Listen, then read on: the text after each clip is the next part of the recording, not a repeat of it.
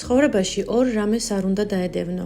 ეს არის ნამდვილი მეგობრობა და ჭეშმარიტი სიყვარული. ადამიანები ყოველთვის ნახულობენ დროს მათთვის, ვინც ნამდვილად მნიშვნელოვანია მათ ცხოვრებაში. ისინი ეკონტაქტებიან და ყოველთვის პასუხობენ მათ, ვისთანაც ნამდვილად სურთ ურთიერთობა. როცა ვიღაც გამუდმებით გეუბნებათ, რომ დაკავებულია, დაუჯერეთ და ენდეთ. ნუ ეცდებით მათ გადარწმუნებას. ნუ აიძულებთ დრო გამონახონ თქვენთვის. ეს რომ უნდოდეთ, ამას თავად გააკეთებდნენ. ეს მტკივნეულია, მაგრამ იძულებით ვერ გაუჩენთ ადამიანს თქვენს მიმართ გრძნობას.